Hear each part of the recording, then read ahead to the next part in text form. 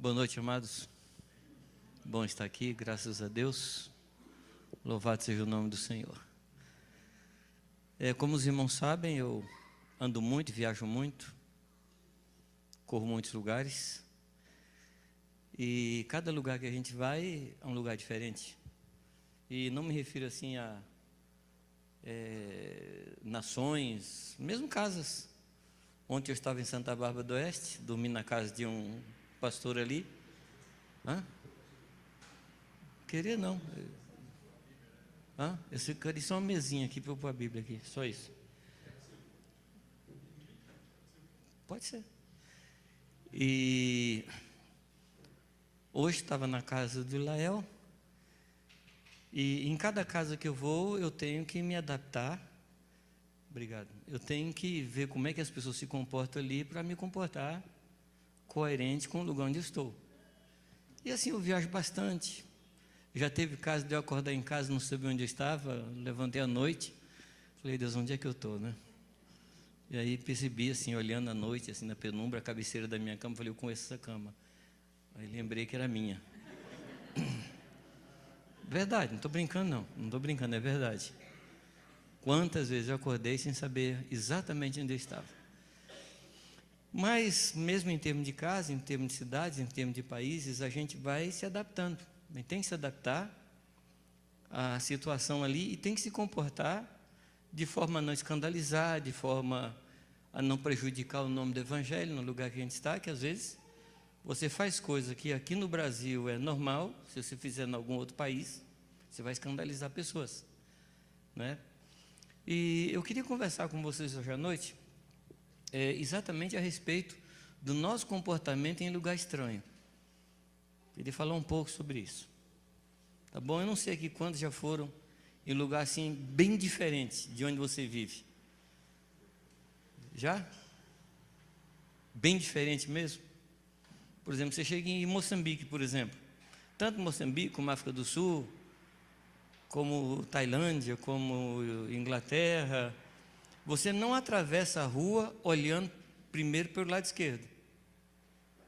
Você atravessa a rua olhando primeiro pelo lado direito, porque os carros vêm de cá. E você não pode reclamar, porque lá é assim. Os carros vêm de cá, não vêm de cá. Entendeu ou não? Então você vai ter que se adaptar, você vai ter que conhecer a situação do lugar, fazer as mudanças na sua mente, né?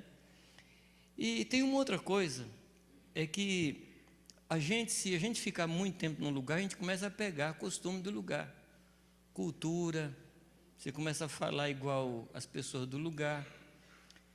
E a palavra de Deus, ela tem 4 cartas que eu considero assim, cartas muito especiais sobre esse tema, que são a carta aos Hebreus, a carta de Tiago e as 2 cartas de Pedro.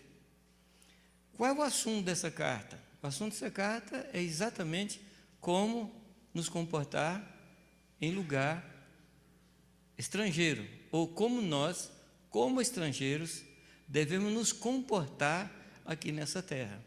As 4 cartas. Claro que essa noite aqui eu não vou falar das 4 cartas. Hebreus, Tiago e as 2 cartas de Pedro. Não vai dar tempo da gente pegar nenhuma carta só. Aí depois vocês podem ler as cartas e perceber isso que eu estou falando. Interessante, se você quiser pegar aí a carta aos Hebreus, a carta aos Hebreus, ele trata, a carta é direcionada, o capítulo 1, versículo 1, ela mostra a direção para quem foi escrita a carta, o destinatário da carta.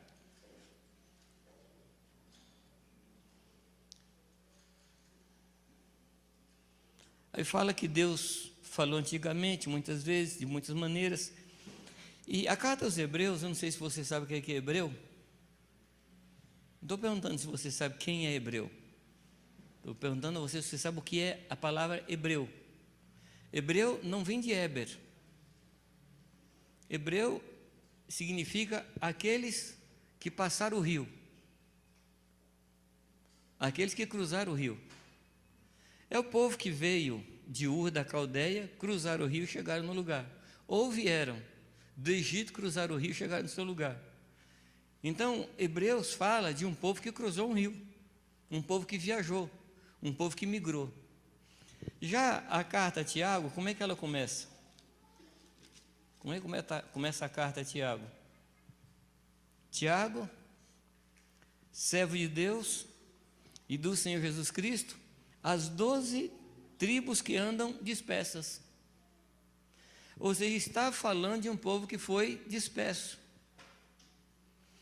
A carta a Pedro, o versículo 1, diz: Pedro, apóstolo de Jesus Cristo, o apóstolo de Jesus, aos estrangeiros dispersos. Então, para quem é essa carta? Aos que foram dispersos. A igreja, amados, é o povo disperso. A igreja foi dispersa ali no capítulo 8 de Atos. Vocês se lembram ou não? Você lembra da história? Atos capítulo 8. Naquele dia, toda a igreja foi dispersa. E foi dispersa para quê? Eu não vou perguntar por quê. Foi dispersa para quê? Porque a gente sabe. Lembra não? Foi dispersa por causa de uma perseguição. Um pouco antes de Jesus subir aos céus, Jesus falou para eles o quê? Mateus 28. Ide por quantos lugares? Por todas as nações, fazendo discípulos.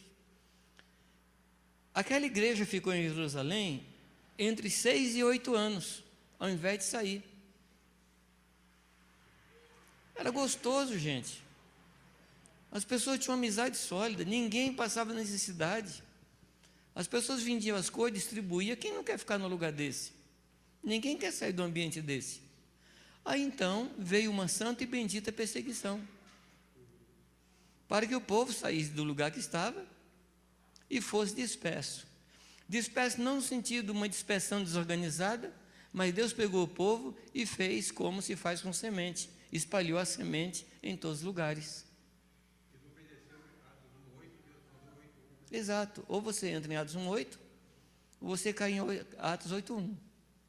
Você escolhe. Ou 1:8:8:1, você escolhe. Correto? Então eles foram dispersos. Esse povo foi disperso por todos os lugares, naquele tempo, os lugares conhecidos. E aqui, Pedro, ele diz, aos estrangeiros dispersos. Dispersos onde? Vê o versículo 1 de 1 Pedro. Ponto, Galácia, Capadócia, Ásia, Bitínia, São Carlos, Jundiaí. Ou você é daqui?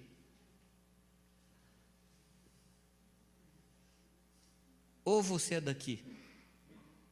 Nós não somos daqui. Vocês compreendem isso, não? Nós não somos daqui. Nós estamos aqui, mas nós não somos aqui. Nós somos o povo que veio do céu. Nós somos a cidade que desceu do céu. E nós temos uma tarefa aqui. Então a cabeça do escritor aos Hebreus, a cabeça de Tiago, a cabeça de Pedro, está no sentido de nos preparar para viver num ambiente hostil, num ambiente contrário. Os irmãos se sentem confortáveis aqui nesse mundo, não? Você não levanta de manhã algumas vezes com saudade do céu? Com vontade de ir embora? Não dá? Dá uma saudade, meu Deus, esse lugar está muito confuso. Então essa carta, ela foi escrita para nos ensinar como nos comportar aqui onde nós estamos, para que nós não perdêssemos a nossa identidade, porque é muito fácil perder a identidade. Vem uma pessoa do Nordeste lá, vem para cá, lá fala porta, aqui fala porta. Vai mudando, nós vamos mudando a maneira de falar, nós vamos adquirindo costumes daqui. Então a carta foi escrita para que nós mantivéssemos a nossa identidade. Então essa carta ela fala pelo menos de 6 coisas. eu não vou conseguir falar das 6 coisas, e também não pretendo falar. Eu já me conformei que eu nunca vou conseguir terminar uma mensagem, e estou conformado com isso. Então, eu quero falar bastante, com poucas palavras, em pouco tempo. Esse que eu quero fazer. Mas a carta, ela trata de 6 coisas básicas. Ela fala da nossa origem, fala de onde nós estamos. Se você quiser anotar, eu falo mais devagar, mas se você não está anotando, eu vou aumentar a rotação. Terceiro, fala da nossa identidade. Quarto, fala do nosso serviço. Quinto, fala do nosso estilo de vida. E fala do lugar onde nós devemos nos fortalecer. Essa carta toca nesses 6 pontos. Eu não estou dizendo que são só esses 6 assuntos, mas esses 6 assuntos aqui, para mim, eles são sobressalentes, eles são, como é que eu diria? São destaques nesse texto. Em primeiro lugar, ele fala da nossa origem.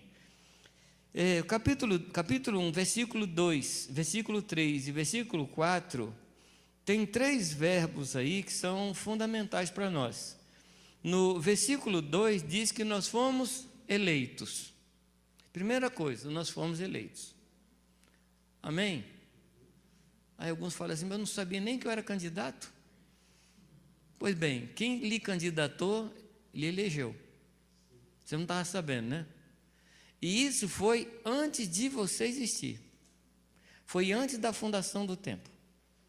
Você sabia, não? Você não sabia, né? Então fique sabendo que você foi eleito. No verso 3, diz que ele nos regenerou. Ele nos deu um novo nascimento. Fomos eleitos. No versículo 3, ele diz que nós somos regenerados.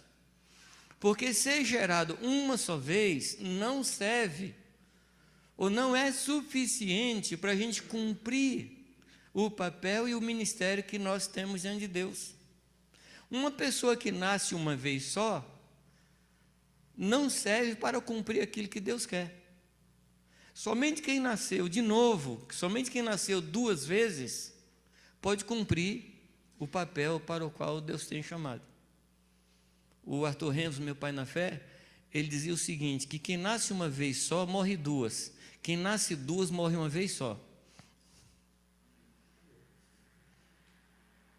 Para você não morrer 2 vezes, você tem que nascer 2 vezes. Se você nascer uma vez só, você vai morrer 2 vezes. Uma fisicamente e outra separação de Deus. Mas se você nascer de novo, se você nascer 2 vezes, você morre uma só. E não fica morto. Então nós fomos eleitos, nós fomos regenerados, e o versículo 5 diz que nós somos guardados. Então a paz de Deus Ele fez, Ele nos elegeu, Ele apontou para nós, e diz assim, vocês são as pessoas que eu quero. Agora, não fique pensando, que pode ser que venha na sua cabeça assim, que Deus escolheu a mim e a você, porque Ele poderia ter visto alguma coisa boa em nós para nos escolher. Não, fica tranquilo que Deus não viu nada bom em nós. Tá bom? Fica tranquilo. Ele escolheu os que não são. Amém? Quem não é aqui, levanta a mão, deixa eu ver. Quem não é? Então, foi nós que Deus escolheu. Se você for alguma coisa, você não serve. Você só serve para Deus se você for 0, for nada. Porque Deus pode ser tudo em quem é nada. Se você for alguma coisa, Deus não pode ser tudo. Então Deus nos elegeu, nos escolheu e nos guardou. Então a paz de Deus foi essa. Ele separou a gente, Ele nos levou ao novo nascimento e nos guardou dentro dele em Jesus Cristo. Amém, amados? Essa é a nossa origem.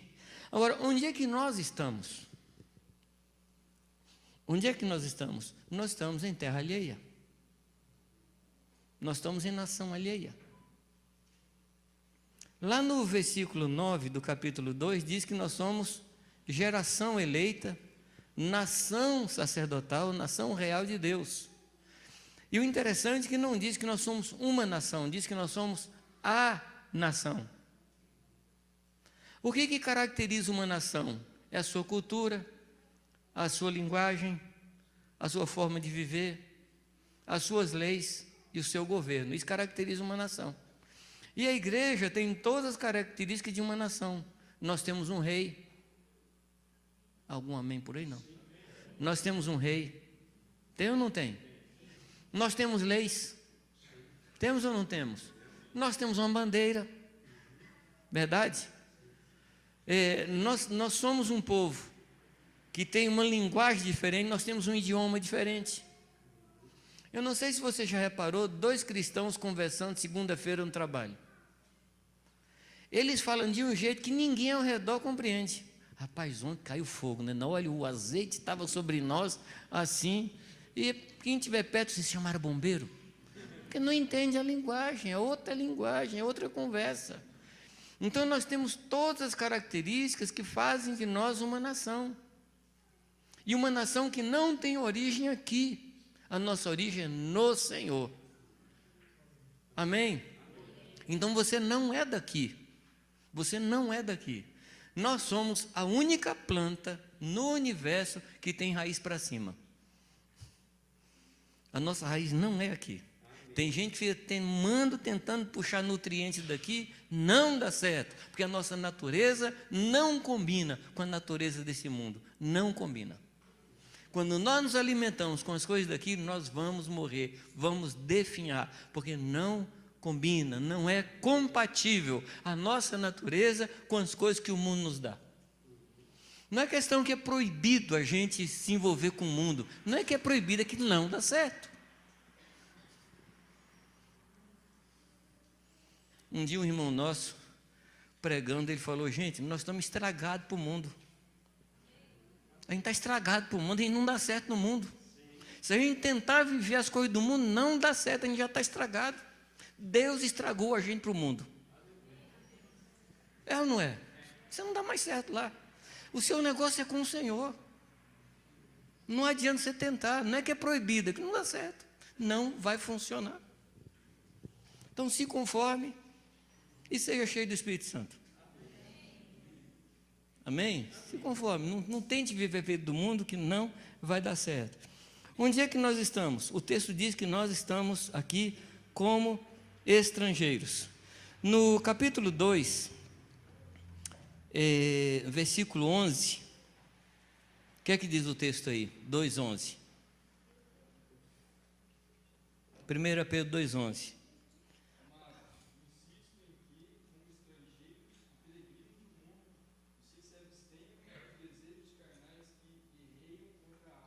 Isso, o que é que ele diz que nós somos? Estrangeiros.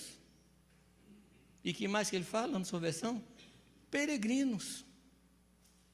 Qual é a característica do peregrino? É não ter raiz no lugar. Eu estava estudando a história de Abraão, e uma coisa muito interessante na história de Abraão, que Hebreus fala, que diz que Abraão habitava em tendas. Lembra que Hebreus fala? Agora, ele habitava em tendas porque ele não tem dinheiro para construir uma casa? Não. Ainda morando na terra prometida, ele não construiu uma casa. E diz o texto que ele habitou com Isaac e Jacó em tendas. Tenda fala de quê? Fala de mobilidade. Fala de capacidade de sair qualquer momento que precisar. Não é isso? Tenda fala de provisoriedade. Nós estamos aqui provisoriamente. Ele podia construir uma casa, mas ele não queria construir uma casa. Durante um tempo, eu ajudei em Campinas uma igreja cigana, um pessoal muito especial, e era um pessoal rico. Então ali do lado do Taquaral, um dos bairros ali perto do Taquaral, um bairro assim, top. Umas casas, mármore, um negócio assim, fabuloso. Mas eles tinham uma barraca no quintal, eles moravam lá. Eles só queriam ostentar e dizer que era rico, porque eles não queriam morar na casa. O negócio deles era a tenda. A tenda fala de desapego. Eu pergunto a você, você mora em tenda ou em casa? Morar em tenda significa que nós estamos prontos a qualquer momento a sair para fazer a vontade de Deus. Morar em casa, não. Morar em tenda não tem que pôr quadrinho, pendurar quadrinho, não tem negócio de pôr quadrinho na parede. Em tenda não tem isso, né? Você está livre. Enrola a tenda e cai fora. Quando Deus me deu uma casa em Jundiaí, preparamos a casa para mudar. E quando a casa estava pronta para a gente entrar, eu entrei na sala da casa e escutei Deus me falar assim, uma voz muito clara. Ele falou, essa casa é um sinal que agora você pode sair de Jundiaí na hora que eu quiser. Eu falei, uai, Senhor. Eu achava que a casa era o sinal para eu ficar. Deus falou, essa casa é o sinal que você pode sair na hora que eu quiser. Ou seja, transforma essa casa numa tenda. Você não é daqui. Você é peregrino e estrangeiro. Então, assim, olha lá dentro do seu coração e pergunte a você mesmo, eu moro em tenda ou moro numa casa? Você já se perguntou, não? Não faz casa não, faz tendas. Faz tendas.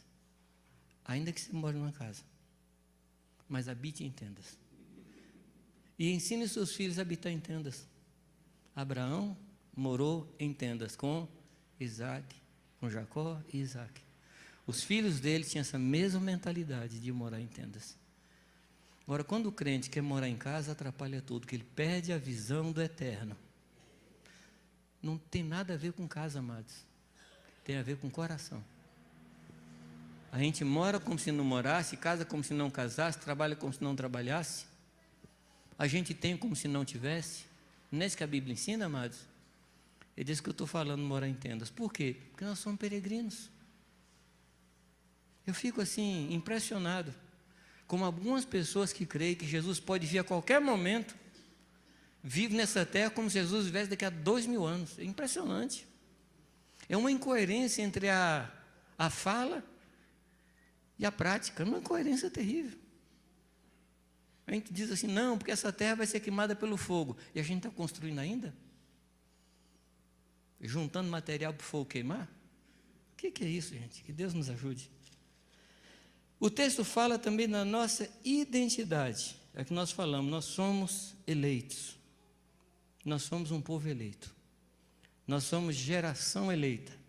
Nós somos sacerdócio real. Nós somos um povo adquirido. Nós somos a nação santa. É isso que nós somos. Quando Deus revela a nós a nossa identidade, automaticamente Deus revela também para nós o nosso trabalho. Se nós não sabemos o que nós somos, nós não vamos saber o que devemos fazer. E Deus nos dá a nossa identidade.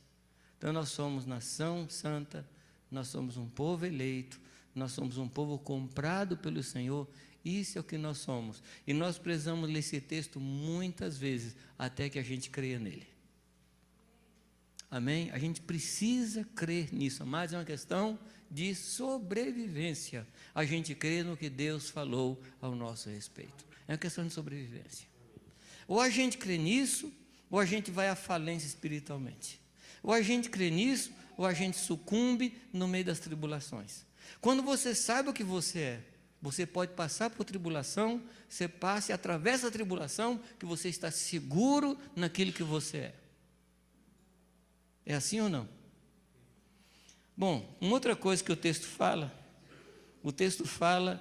do nosso serviço. Mas antes de falar do nosso serviço, o nosso estilo de vida. Pedro fala do nosso estilo de vida.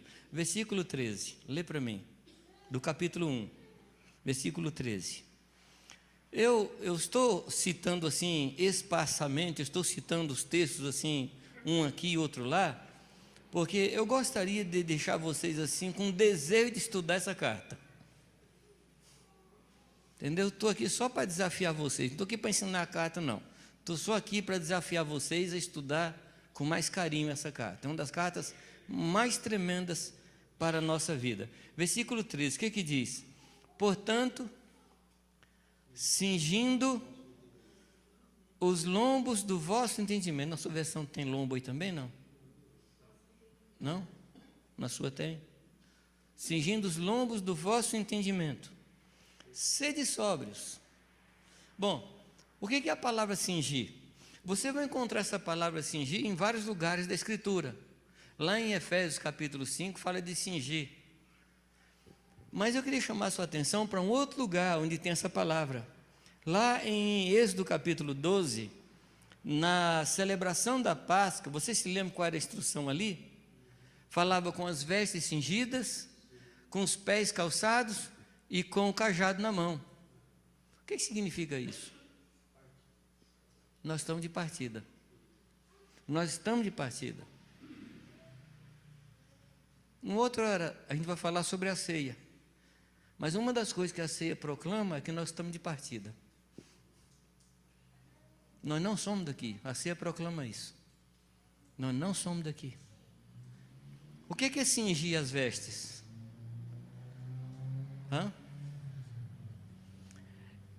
Quem já foi assim no interior do interior e viu as mulheres lavando roupa na beira do rio? Você lembra como é que era ou não? As mulheres pegavam a saia assim, puxavam aqui assim, amarravam aqui. Não sei quantos já viram isso. O pessoal de cidade perdeu tanta coisa, né? Pegava assim a roupa e colocava aqui, para poder trabalhar. Para a roupa não ser levada pelo vento. É isso que ele está falando, porque o pessoal naquele tempo vestia aquelas rouponas compridas. Então pegava aquilo assim, amarrava, cingia aqui, apertava aqui, pegava o cajado, calçava os pés e celebrava a Páscoa. Nós estamos de partida. E ele está dizendo que nós temos que cingir o nosso entendimento, fazer isso com o nosso entendimento. Fazer com que o nosso entendimento seja o entendimento de quem não é daqui. Fazer com que a gente creia realmente que a nossa mente funcione como gente que não é daqui. Eu não sei se vocês estão assustados com as notícias que vêm nos jornais esses dias. Estava comentando hoje com os pastores. O irmão chegou para mim e falou: Jamê, jornal só tem notícia ruim? Falei: claro, é jornal. Notícia boa é na Bíblia. Quer ler notícia boa, lê a Bíblia. Jornal, notícia boa não vende jornal, vende não. O que é que vende jornal? Sequestro, assassinato, terremoto, flagelo, corrupção, isso vende jornal. Mas isso para nós não serve.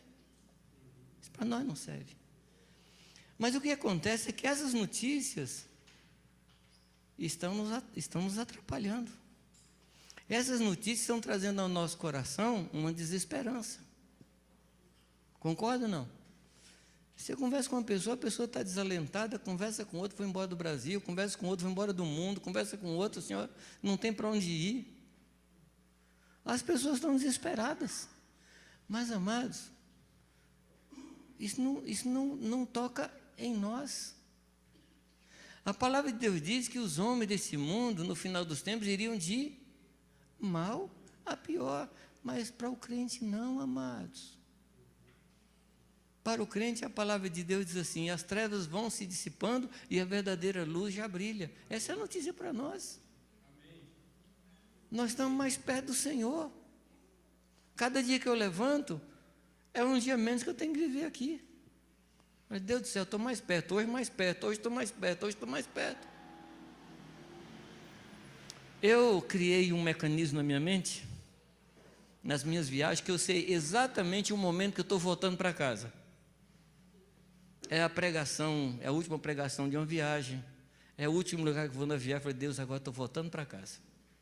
Daquele momento em diante estou voltando para casa. Foi um mecanismo que eu criei para me dar descanso para voltar para casa. Daquele momento é só festa. Daquele momento em diante é a expectativa de chegar na minha casa. Amados, eu quero lhe dar um anúncio. Nós estamos voltando para casa. Amém. Nós estamos voltando para casa. E esse mundo, ele vai ser transformado pelo fogo. Mas não tem nada a ver conosco. Você está voltando para casa ou não? Não creia no que os jornais dizem. Crê no que a Bíblia fala. Seja todo homem mentiroso, jornalista, tudo. Se tem algum jornalista aqui, me perdoa. mas seja todo homem mentiroso e Deus verdadeiro. Nós estamos mais perto, amados. Nós estamos mais perto. Vocês sentem isso, não? Vocês estão sentindo isso? Eu não entendi, porque hoje à tarde eu estava conversando com... não, acho que foi com o Mateus. Estava assim um cheiro de chuva hoje à tarde. Não sei se você reparou. Não choveu. Mas eu tenho sentido um cheiro de chuva. Não chuva natural. Chuva da vinda do Senhor Jesus Cristo. Eu tenho sentido esse cheiro. E hoje está mais perto do que ontem. E amanhã vai estar mais perto que hoje. Isso, amados, é andar em tendas. Isso é a gente manter a esperança naquilo que é verdadeiro. E não naquilo que nos pode atrapalhar o caminho. Ele fala assim: cingindo os lombos do vosso entendimento, sede sóbrios. Sede sóbrios. O homem do mundo, ele está perdido. Quanta gente está assim, ao borde, está a ponto do suicídio por causa de desespero. Pessoas estão perdendo a sobriedade. Mas nós não, amados. A gente conhece o fim desse filme. Você não conhece? O problema é o meio do filme, né? Mas assim, eu sei como é que termina. Então me alegro, não no meio do filme, eu me alegro como esse filme vai terminar. O Senhor vai ser glorificado. E nós vamos nos encontrar com Ele. E nós vamos ser como Ele é. Você crê nisso, não? Onde é que está a nossa alegria? Nossa alegria está no Senhor. Amém? Sede sóbrios e esperai inteiramente na graça que se vos ofereceu na revelação de Jesus Cristo. Em quem você está esperando? Você está esperando que esse governo mude e surja um milagroso que vai lá no Palácio do Planalto. Gente, não tem. Não tem. E se por acaso surgir um milagroso, ele vai demorar quantos anos para consertar essa coisa aí? Esse milagre tem que ser milagroso. Não pode ser um milagre qualquer. Hã? Pois é. Pois é, mas o anticristo ele virá quando toda esperança for banida do coração do ser humano. Aí chegará alguém que prometerá tudo. E as pessoas se entregarão a ele. Mas nós, amados, temos a promessa de algo maior, algo melhor, que é o Senhor. Por isso que ele fala: esperai inteiramente na graça que nos foi revelada no Senhor Jesus Cristo. Por favor, amado, tira o seu coração das coisas daqui. Tira o seu coração. Porque se o nosso coração estiver nas coisas daqui, ele vai afundar junto com as coisas daqui. Nosso coração vai afundar junto. Se o nosso coração estiver no Senhor, nós não vamos afundar com o mundo. Amém? Esse é o nosso estilo de vida. O que Deus quer para nós é isso. Versículo 13 do capítulo 1, versículo 13, é o que nós estamos lendo. No 14, vamos para o 14. Ele diz que nós devemos esperar inteiramente na graça. Versículo 14, o que ele diz? Como filhos obedientes. Esperar na graça não é esperar na ociosidade, é esperar obedecendo ao que Deus quer de nós. Não é uma expectativa ociosa, não é uma expectativa passiva, é uma expectativa fazendo a vontade do Senhor, como filhos obedientes. O versículo 22 do capítulo 1 tem uma coisa interessante aí ligada à obediência. O que diz o versículo 22? Purificando as vossas almas, como? Na obediência à verdade. Ele aqui está falando de purificação da alma. A palavra fala de 3 purificações. Uma é a purificação do nosso espírito, que é purificado pelo sangue de Jesus Cristo. Quando o homem está afastado de Deus, o seu espírito está morto. O seu espírito está morto. Quando a gente se encontra com o Senhor, o sangue de Jesus opera, e o sangue de Jesus é vida, chega no nosso espírito e revivifica o nosso espírito. Nós somos ressuscitados, o nosso espírito vive de novo. Mas não é tudo. Nós entramos numa nova etapa, que é a purificação da nossa alma.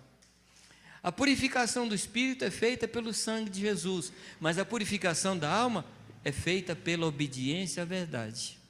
A purificação do espírito é de uma só vez, em um só momento, mas a purificação da alma é um processo. Se nós queremos purificar nossa alma, nós precisamos entrar nesse processo.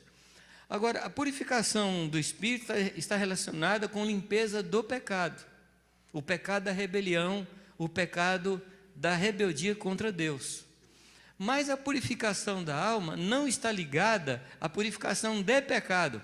É purificação de hábitos, de maneira de ser, de maneira de ver, de maneira de comportar.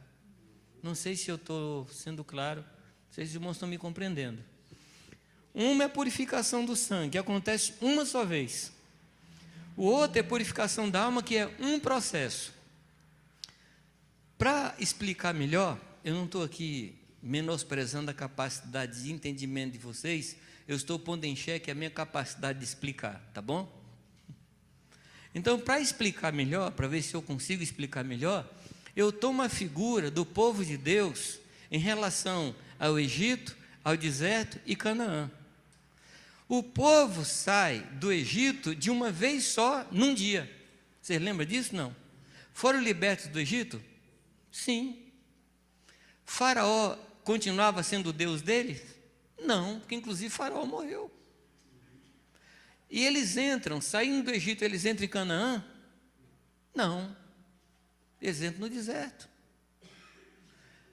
Saída do Egito, um dia ou uma noite. Deserto, 40 anos. O tempo no deserto era para tirar do povo todo o costume egípcio, toda a mentalidade egípcia, todo o sabor egípcio, todo o costume egípcio, todo o hábito do Egito. 40 anos. Eu não estou dizendo que o processo na minha vida ou na sua vai demorar 40 anos. Não estou dizendo, mas estou dizendo que é um processo.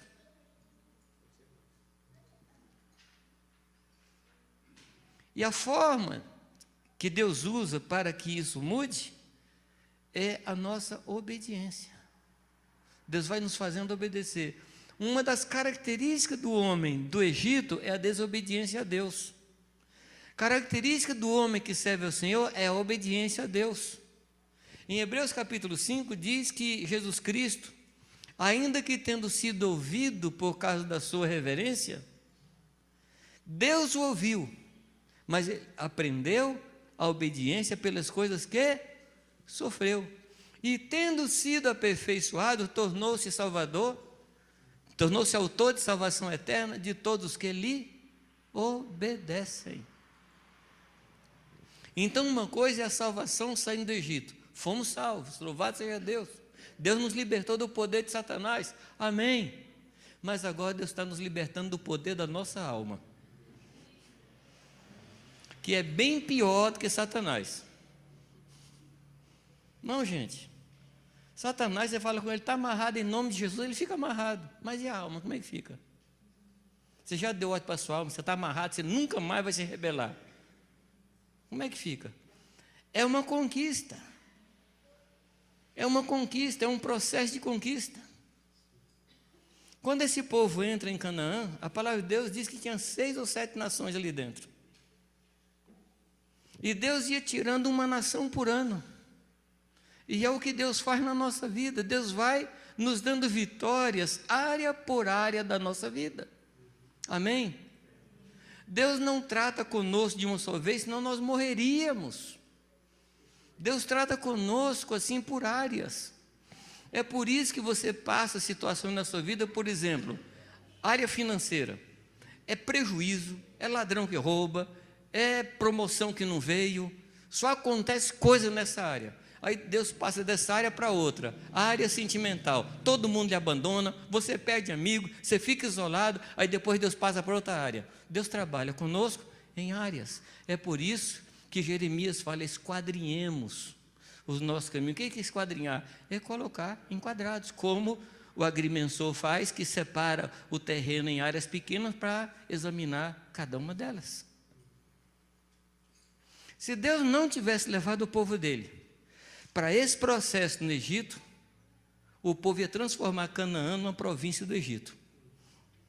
Chegaria no Egito, estava construindo pirâmide, adorando o Deus gato, adorando o Deus cachorro, Deus crocodilo, lá no Canaã. O povo ia pôr Canaã a perder. Então não estava pronto para entrar em Canaã. Em que momento nós estamos da história?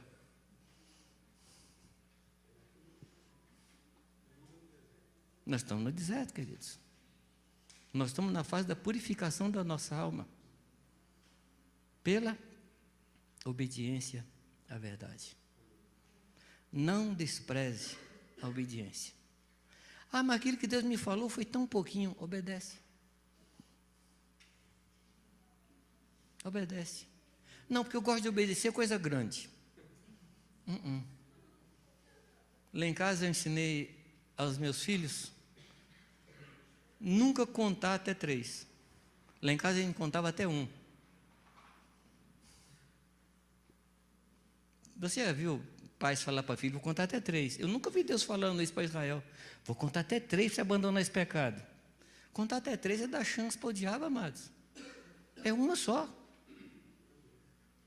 É uma só. Deus falou? Faz.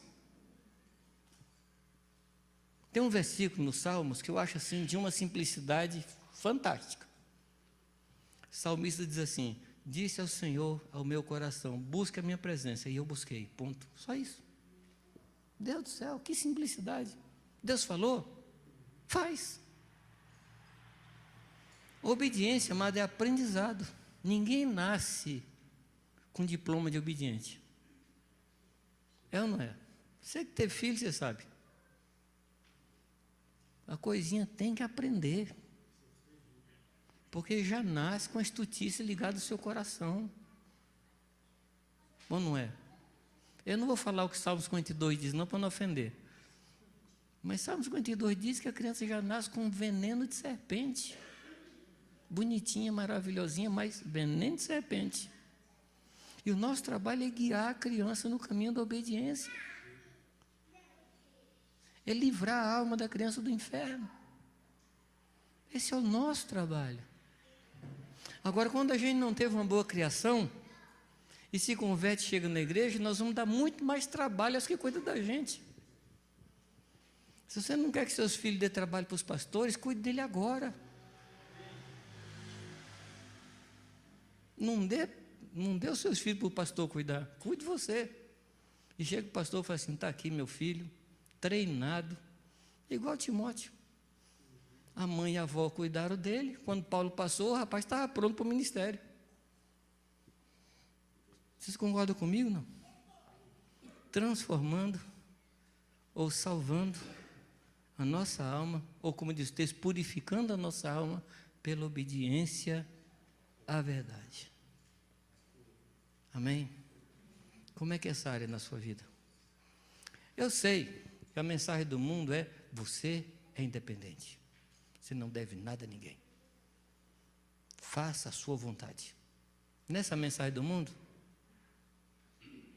mas a mensagem do Evangelho não é essa. Deus nos chama para a obediência.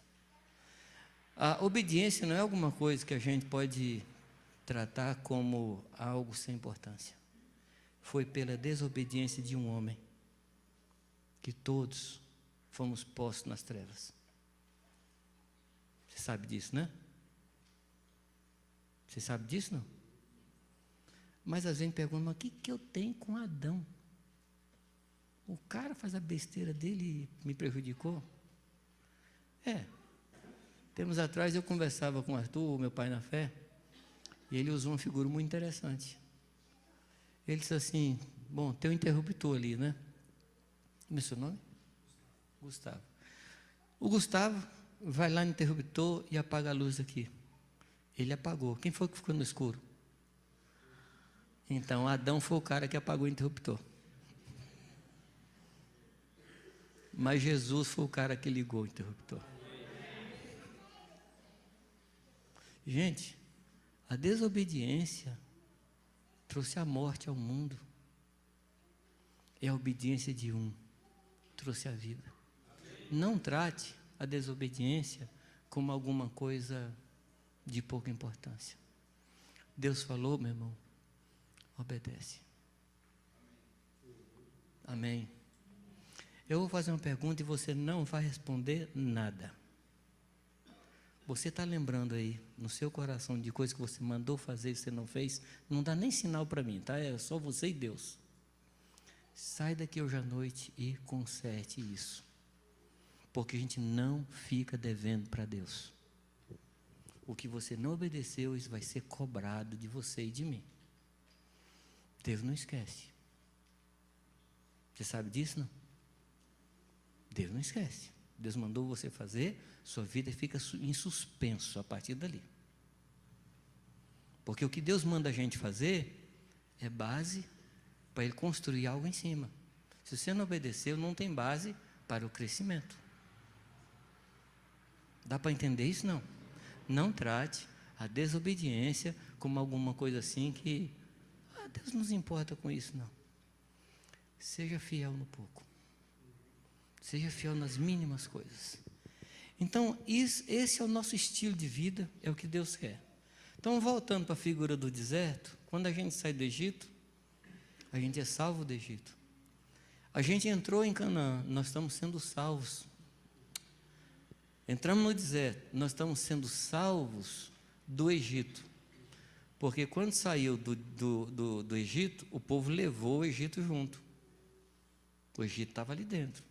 Gente, 430 anos é para mudar costume, né? 430 anos as pessoas pegam tudo quanto é costume da terra.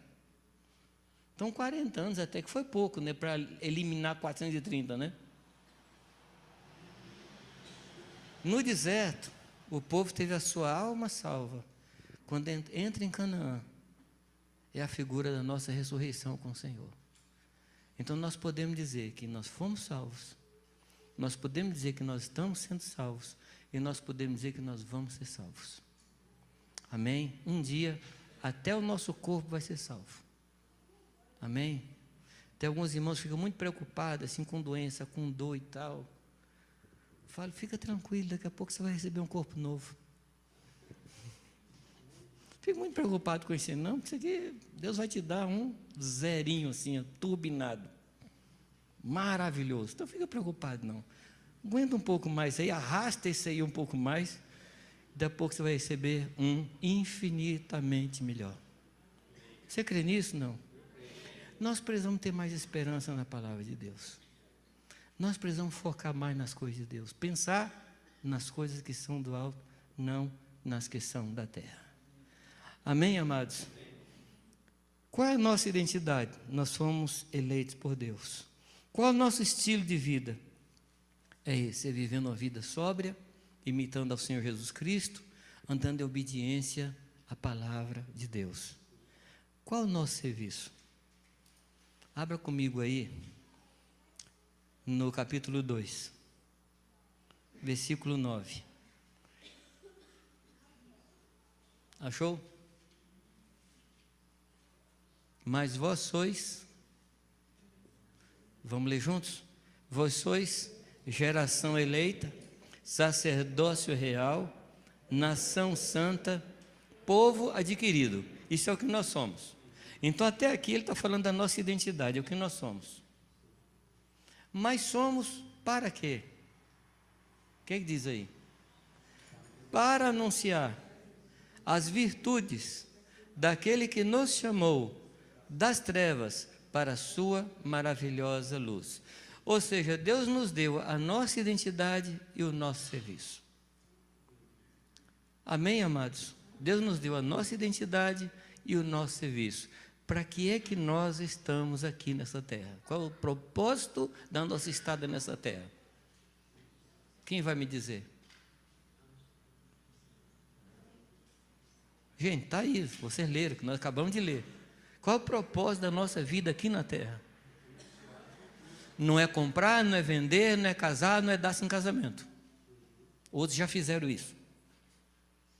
O propósito nosso aqui na terra é anunciar as virtudes daquele que nos chamou das trevas para a sua maravilhosa luz. Esse é o propósito da nossa vida. E quando nós não andamos nisso, nós estamos desobedecendo e contrariando a nossa identidade. Estamos aqui só para isso, amados. Deixa eu lhe fazer uma pergunta aparentemente tola. Tá? Aparentemente tola. Você vai ver que tem fundamento, tá? O que é mais fácil para Deus? Nos matar ou nos salvar? Para Ele. Se é que tem alguma coisa difícil para Ele, né? Mas sim, vamos dizer que tem coisa mais fácil, mais difícil. O que é mais fácil para Deus? Nos matar ou nos salvar? Por que matar é mais fácil?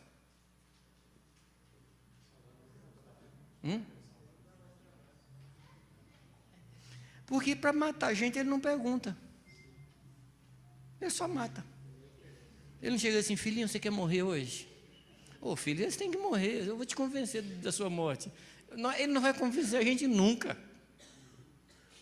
Agora, para salvar, ele pergunta para a gente se a gente quer. Para matar só depende dele. E não adianta você não estar no grupo de risco, não adianta. Eu tinha um amigo que não enquadrava em nenhum grupo de risco. Coração bom, pulmão bom, camarada militar, fazia tudo quanto é exercício. Uma noite ele acorda e fala para a esposa, estou tendo um infarto, me leva para o hospital. E morreu. Falei, por isso que não quero fazer exercício.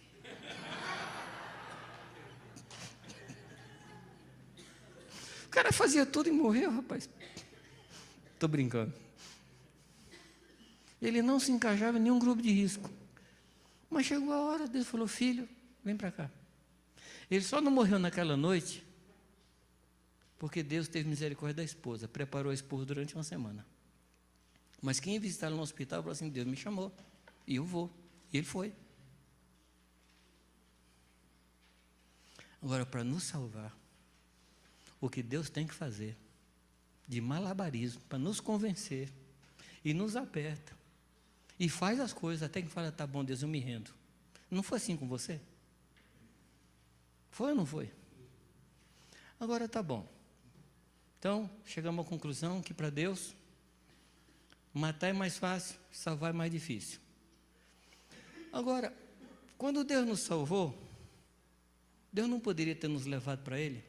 Primeiro, que é mais fácil nos matar. Segundo, que diz a palavra que Deus se alegra com a morte dos santos.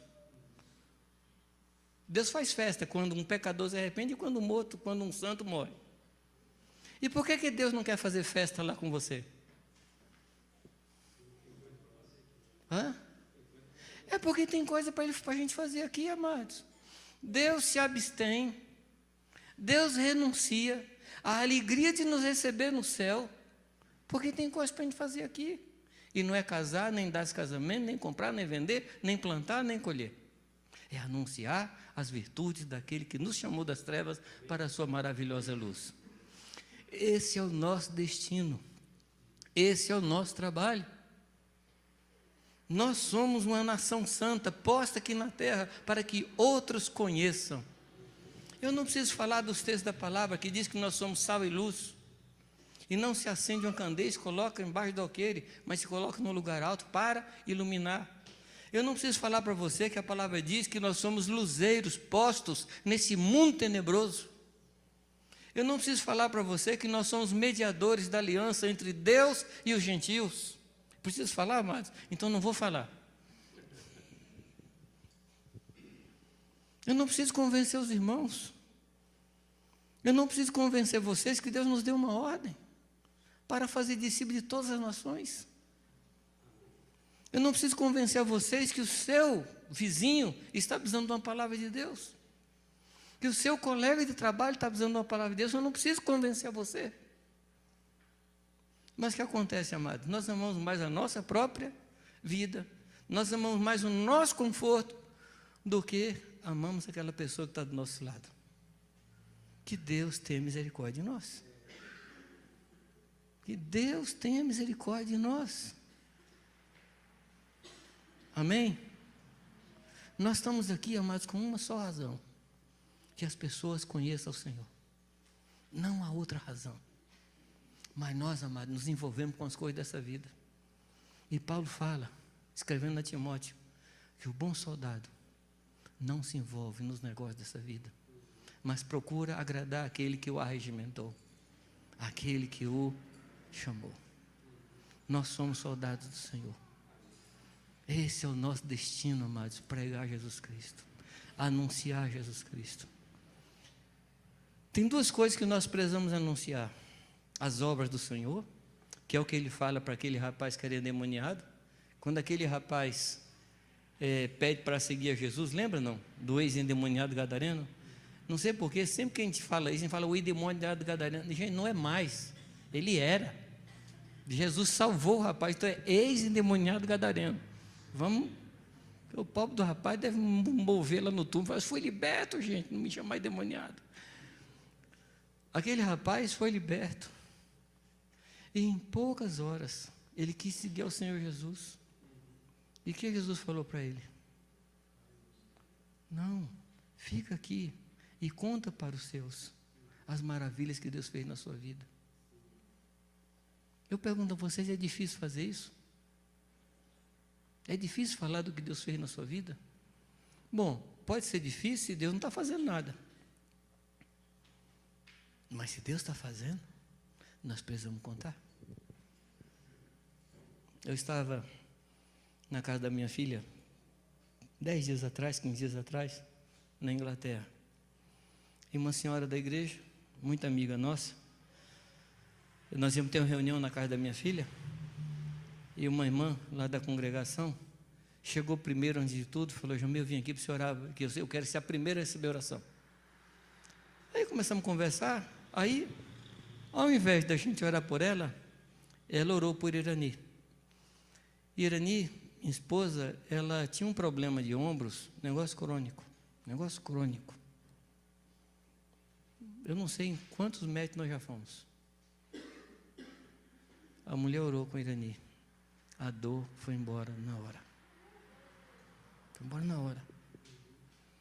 O meu genro, quando ele tinha seus 13, 14 anos, ele caiu e torceu aqui na bacia. E cada vez que ele pisava, doía.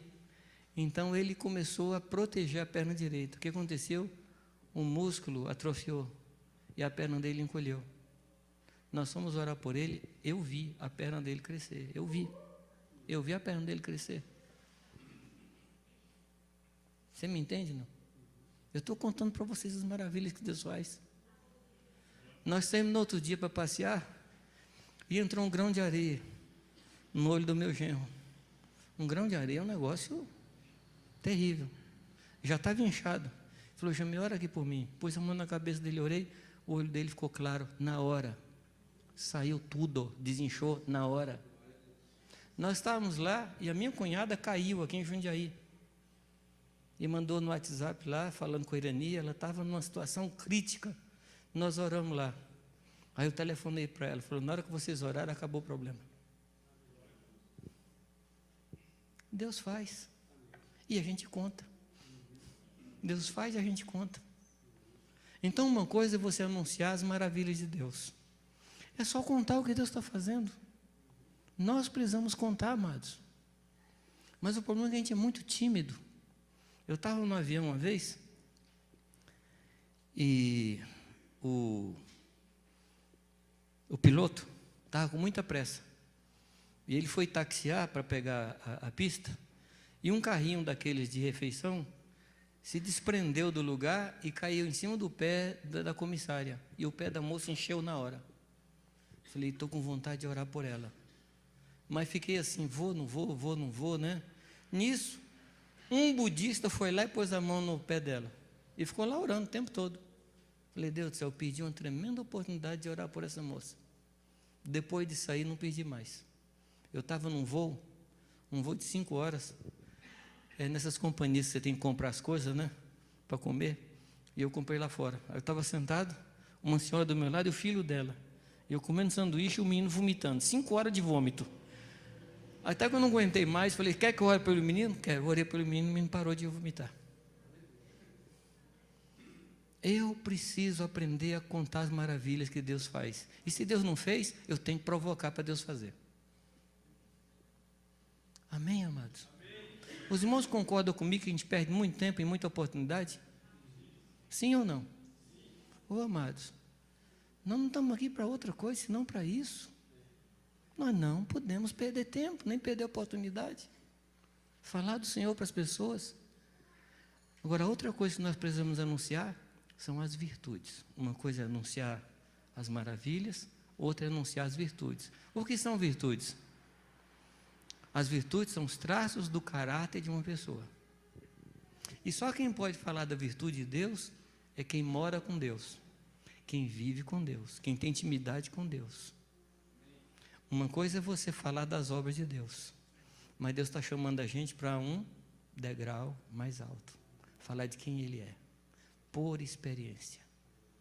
A noiva sai da recâmara do noivo dizendo o quê? Meu amado é alvo e rosado. E descreve o noivo. As moças de fora falam assim, nós também queremos conhecer. Nós precisamos entrar nessa vida, amados.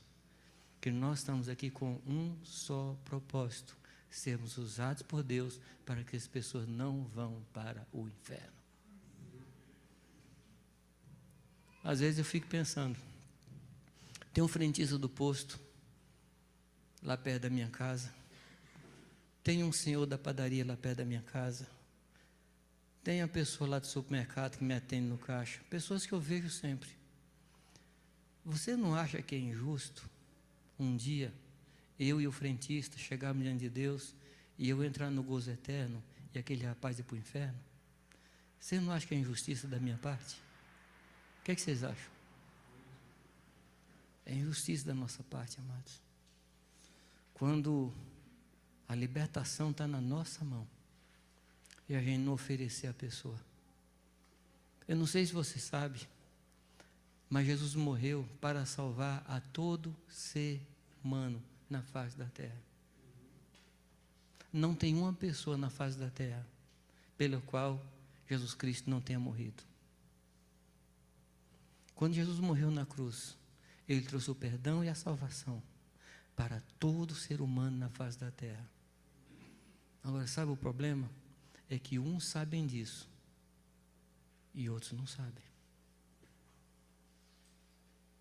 Uns sabem e outros não sabem.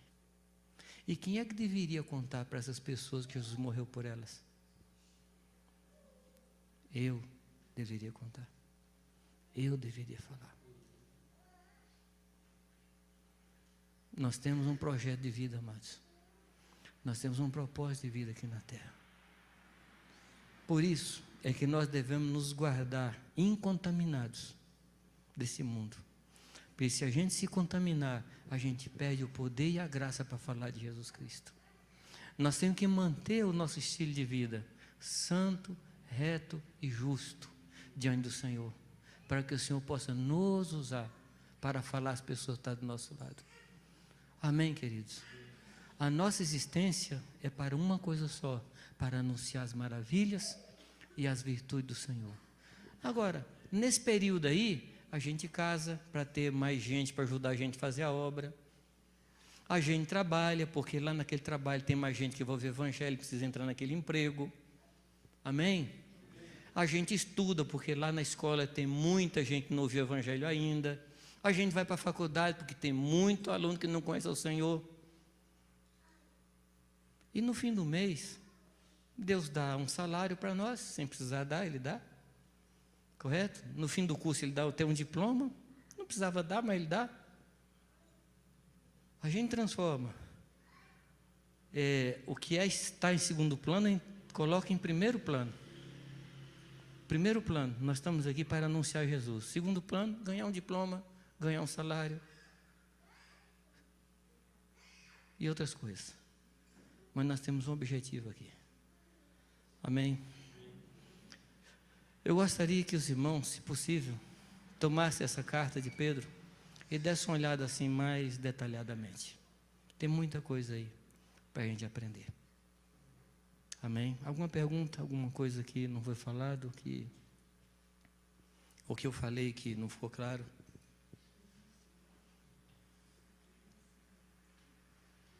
Algo não ficou claro? Não? Tudo direitinho?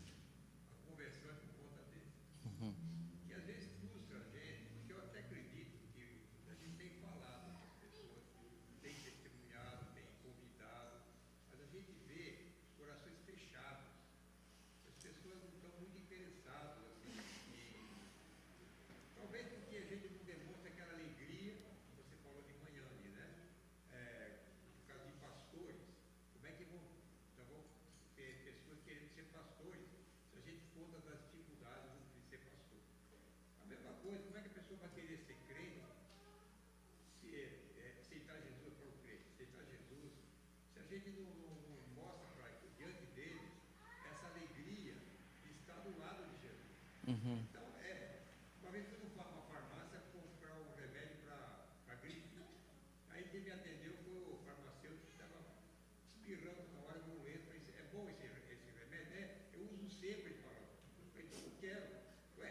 Se esse você está usando, não serve, né?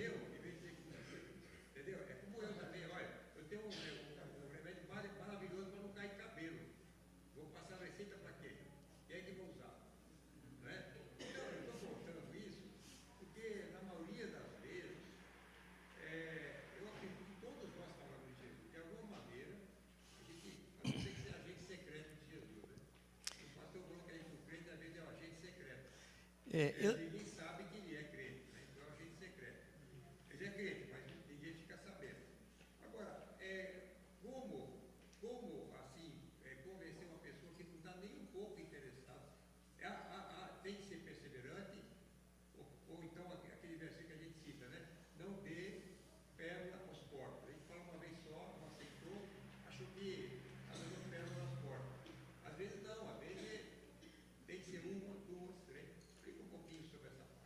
tá, isso aí é uma resposta que vai ser bastante longa.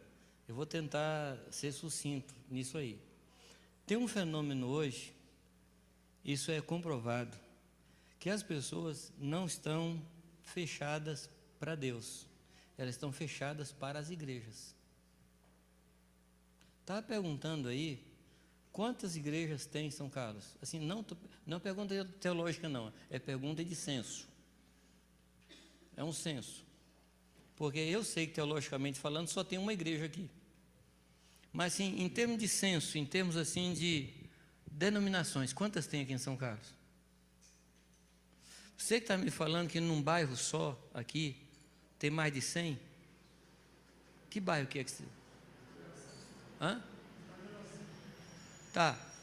E eu pergunto para você, qual o testemunho que nós os crentes estamos dando para o mundo?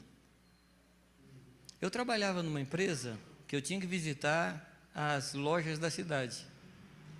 E um dia, um dono de uma loja falou, eu estou com um problema sério, porque tem gente que compra e não paga, a inadimplência que está alta.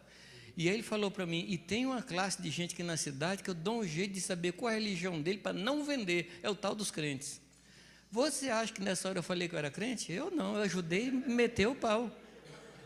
Eu falei, não, esse povo não presta mesmo não, não presta, olha, não vale nada. E o pior é que tinha o nome de uns pastores lá nas fichas lá que eu vi. Então o que a gente tem para oferecer? Nada. Quando eu fui pastorear uma congregação em determinada cidade, não posso falar onde, eu fui ler a história da cidade e estava lá um negócio assim de uma doação de cimento da prefeitura para a igreja. Eu sei, não sou advogado, mas eu sei que é proibida pela Constituição que a prefeitura dê alguma coisa para a igreja. É proibido pela Constituição, a não ser que a igreja seja de utilidade pública, que não é a igreja, mas um organismo criado pela igreja. Eu falei, que história é essa desse cimento? Não, é que a gente tinha um amigo lá no departamento de obras, e todo caminhão que saía lá para fazer obra da prefeitura, metade do cimento vinha para cá. E o piso daquele salão, gente, era piso de oficina mecânica de caminhão. Eu falei, e nós vamos para a praça, falar para esse pessoal se converter, para ser igual a nós, ladrões? Então as pessoas, não é que elas não estão querendo Deus, elas estão decepcionadas com os evangélicos, com os crentes. A gente tem que mudar o comportamento para a gente ser acreditado. E onde é que a gente vai conseguir isso? No nosso vizinho. O nosso vizinho tem que entender que nós somos diferentes. Eu fui uma vez comprar um carro, e o rapaz fez lá a ficha, com a profissão, pastor. Tá, não falou nada. Foi só a primeira vez. Aí depois que ele voltou assim, ó, pastor, o senhor perdoa, mas a empresa não financia carro para pastor. Ele falou, não, que o pastor não para na cidade e tal. Não, porque tem pastor caloteiro. Aí uma pessoa ligou para mim da Matriz, lá em São Paulo. Falou, olha, chegou uma ficha para a gente aqui, e você é pastor Jamê, assim, assim, assim? Eu falei, sou. Ô, pastor, também sou cristão, eu tenho lido as suas matérias, seus artigos, e não tem nada contra o irmão, mas a empresa tomou essa decisão. Falei, tá bom, não vou contrariar a empresa. Quando eu ia saindo, o gerente fez de tudo. Ele mudou as coisas lá e me vendeu o carro. Mas assim, a empresa tinha um critério de não vender carro para pastor. Então a questão não é Deus. A questão somos nós que estamos produzindo escândalo. E a gente estava me contando hoje um caso. A filha dessa senhora, por quem nós oramos, de lá para cá, a mãe contou para a menina as maravilhas que Deus fez na vida dela, e a menina era revoltada com o crente. Quando a mãe contou, e disse que nós telefonamos da Inglaterra para a casa dela, para saber como é que ela estava, e oramos lá. Ele falou, não é que eles não são tão ruins assim, né? Não é que eles são assim tão ruins. Eles se interessaram pela minha mãe. Nós temos que mudar essa história, amados. Nós temos que mudar. E uma outra coisa é falta de compaixão. Às vezes a gente ora pelas pessoas, para a pessoa ser curada e vir para a nossa igreja. Jesus nunca fez isso. Jesus curava a pessoa para a pessoa ser curada. Jesus nunca falou assim, eu vou orar por você, você passa a ser meu discípulo. Jesus amava as pessoas como elas eram. E curava as pessoas. Se a pessoa seguisse a ele ou não, tanto faz. E as pessoas que seguiam a Jesus, seguiam por gratidão. Jesus não usava os sinais para granjear religioso. Vem para cá que nós estamos fazendo coisa, mas tem que parar. Nós temos que ter compaixão pela pessoa. Encontrou uma pessoa doente, você tem que se compadecer e orar por ela, e ela se salva. Agora, se ela quiser seguir a Jesus, é o Espírito Santo que vai fazer, mas nós temos que andar por toda parte fazendo o bem, que é isso que Jesus fazia. Onde nós estivermos, temos que fazer o bem. Você tem que ser o melhor vizinho que os seus vizinhos já tiveram. E como é que você vai ser bom vizinho? Ajudando a carpir a grama, ajudando a lavar o carro, levando um bolo que você faz maravilhoso, levar para a vizinha, se dispondo a cuidar. A Cibele, que alguns irmãos que conhecem, minha filha, ela é muito extrovertida. Mas na Inglaterra, você não pode pregar o evangelho para ninguém, você não pode puxar o assunto com ninguém, porque a pessoa pode processar você por constrangimento intelectual. Você abordar uma pessoa na rua, falar de Jesus, você pode dormir na cadeia naquele dia. Você tem que dar um jeito de falar para a pessoa lhe perguntar. E a Cibele está fazendo algumas estratégias muito interessantes. A Cibele está se dispondo a cuidar de crianças para os pais terem um sossego. Escuta, você não gostaria de sair, de ir no cinema, ir no teatro? Ah, mas nós temos filhos. Eu cuido deles este final de semana para vocês. Maurício e Cibele estão evangelizando vários muçulmanos por causa disso. Nós temos que mudar essa, como é que eu diria? essa impressão que as pessoas têm de nós. Nós temos que mudar. E não é uma campanha de mídia com um estilista evangélico que vai mudar a nossa aparência. Não, não, não. É a gente mudando o nosso comportamento. Amém, amados? A palavra diz, lá em Atos capítulo 11, versículo 23, que diz, porque Barnabé era homem bom, muita gente se uniu ao Senhor. Já pensou? Se Deus falasse isso hoje, porque Gustavo era um homem bom, muita gente se uniu ao Senhor. Amado, esse é o padrão. As pessoas precisam ver as nossas boas obras para glorificar o nosso Pai que está no céu. Esse é o nosso desafio. Igreja ruim vai continuar tendo. Igreja de fraudadores, como é que é? Fraudadores? Hã?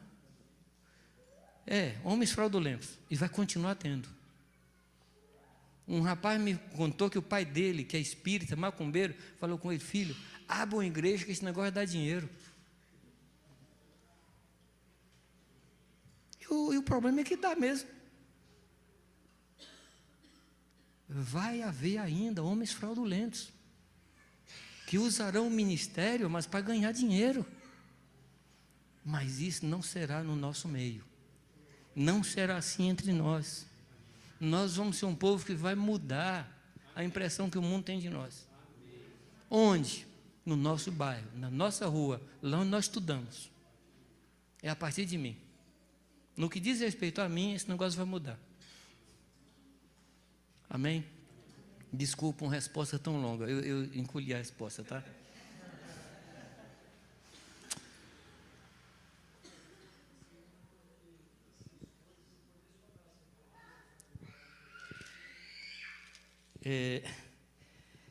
Capítulo 3, versículo 1 a 7. Eu vou ter que falar do contexto para chegar no 3 aqui. O 6 diz assim, onde fortalecer? Onde é que nós precisamos nos fortalecer? Tá? Você sabe que a Bíblia não foi escrita por capítulos. Não foi escrita. Os capítulos foram colocados mais ou menos entre 1500 e 1511, que foi colocado os capítulos e versículos. Mas era uma carta, correto? É preciso falar isso, porque o que vem no capítulo 3, versículo 1, está ligado ao que vem antes. E o que é que vem antes? Pedro está ensinando qual deve ser a reação de um cristão embaixo de pressão. É isso que ele está ensinando. Quando ameaçado não ameaçava, quem está falando de quem? De Jesus Cristo. Quando injuriado não injuriava, mas se entregava ao reto juiz. E aí quando ele entra no 3, o que ele fala? Semelhantemente vós mulheres. Pedro está tomando a mulher e falando assim, olha como Jesus reagia. No versículo 7 ele diz, igualmente vós maridos. Igualmente a quem? Igualmente a Cristo. Então, o lugar onde nós precisamos fortalecer a nossa vida cristã e vida de santidade é dentro da nossa casa. Pedro, ele pega todo o ensino sobre a vida cristã e traz para dentro da casa. Que eu não sei vocês, mas para mim é o lugar mais difícil para viver uma vida cristã. Não sei vocês. Eu brinco com os irmãos que dizem que é na minha casa que eu solto a barriga. Mas na igreja eu... né? Lá em casa eu sou o que sou. E vou contar um negócio para vocês. Eu não tenho muita expectativa de que vocês me vejam como homem santo. Mas eu me preocupo muito da visão que o meu filho tem de mim. Eu quero que meu filho olhe para mim e fale assim, meu pai é um homem santo. Eu quero que a minha mulher olhe para mim e fale, não, eu já amei o homem de Deus. Porque a vida cristã tem que ser vivida a partir da minha casa. Quando a palavra fala do cálice transborda, quando um cálice transborda, quem estiver perto é atingido pelo vinho. E eu quero que o meu cálice transborde para que os meus vizinhos sejam tocados pelo vinho de Deus. Porque é lá que eu vivo, é ali que eu vivo. Amém? Onde é que a gente é fortalecido? Dentro da nossa casa. É claro que também é dentro da casa que a gente perde os valores cristãos. Mas eu não vou falar sobre isso. Nós precisamos restabelecer os valores cristãos. Eu e Irani, e o Jamê Filho, que somos 3 hoje em casa, nós temos que viver uma vida de igreja dentro da nossa casa. Um orando pelo outro, impondo as mãos um sobre o outro, buscando a Deus juntos, ouvindo a Deus juntos. Vida de igreja dentro da nossa casa. É aí que eu vou me fortalecer. Amém? Essa é a resposta curta. Amém, amados? Vamos orar ao Senhor. Sobre o que nós oraríamos?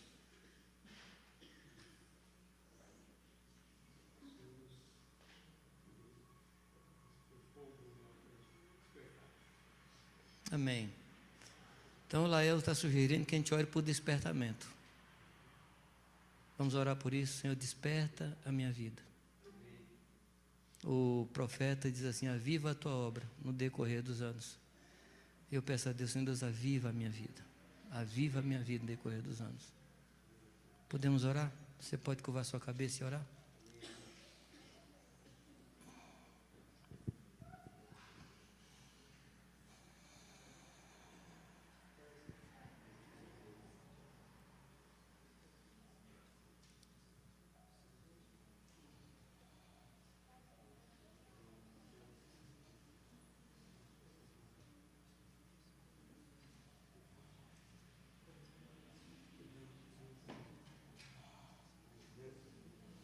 Senhor, nós tomamos para nós a oração do profeta e dizemos a Ti, Senhor Deus, aviva a Tua obra no decorrer dos anos. Aviva a Tua obra no meu coração, Senhor. Aviva a Tua obra no coração de Irani, de Jamê Filho. Aviva a Tua obra, Senhor Deus, lá na minha casa, Senhor. Deus, em nome de Jesus, alcança os meus vizinhos, Pai, através do meu comportamento, da minha vida e da minha pregação. Senhor Deus, em nome de Jesus, levanta um povo, Senhor Deus, justo, honesto, reto, limpo, Senhor Deus, que teme o nome do Senhor e anuncia as Tuas boas obras, anuncia as Tuas virtudes. Senhor, levanta a Tua igreja nesses últimos dias, Senhor. Faz da Tua igreja, Pai, um povo zeloso e de boas obras, como o Senhor tem prometido. Ó Deus, desfaz, Senhor Deus, essa impressão, Senhor Deus, isso que o mundo tem pensado a respeito da igreja, desfaz, Senhor. E desfaz, Pai amado, através de uma mudança de comportamento da igreja, Senhor. Deus, em nome de Jesus, perdoa-nos, Pai, pelos escândalos que nós temos proporcionado no decorrer dos anos, Pai. E se as pessoas se afastam de Ti e viram as costas para Ti, Senhor Deus, nós atribuímos aos nossos defeitos, aos escândalos que nós produzimos, Senhor. Perdoa-nos, Pai, e muda a história, muda a sorte da Tua igreja, Senhor. Faz do Teu povo um povo santo, Senhor. Que as nações olhem para nós e temam ao Senhor. Que as nações olhem para nós, Senhor Deus, e tenham reverência por Tua presença em nós. Faz esta obra, Senhor. Eu clamo a Ti, pela igreja de São Carlos, Pai, pelo povo da cidade. Levanta aqui, Senhor Deus, um povo santo. Levanta um povo santo nas escolas, nas empresas, nas lojas, nas ruas. Ó Deus, onde o Teu povo está, Senhor, levanta o Teu povo, Senhor, no nome de Jesus Cristo. Tira-nos desse marasmo, Senhor, tira-nos, Senhor Deus, dessa passividade e faz-nos ser um povo que prega a palavra, que anuncia ao Senhor, que tenha compaixão dos perdidos. Nós clamamos a Ti, Senhor, clamamos a Ti, Senhor, dá-nos a chance, Pai, de viver o Evangelho como ele deve ser vivido, Senhor. Dá-nos esta chance, Senhor. Dá-nos esta graça. Pai, que Teu Espírito tenha liberdade na nossa vida todos os dias e o dia todo, Senhor. Guarda-nos hoje, Pai. Guarda-nos hoje. Faz-nos tomar essa atitude, Senhor. Cada um de nós, Pai. Ó Deus, liberta-nos das pressões do mundo. Liberta-nos, Senhor Deus, de andar embaixo de pressão, Senhor. Liberta-nos, Pai. Nós queremos andar embaixo da liderança do Senhor. Ah, Senhor Deus, da direção do Senhor. Guarda-nos, Pai, guarda-nos para Ti mesmo, Senhor, em nome de Jesus, em nome de Jesus. Amém, Senhor, amém.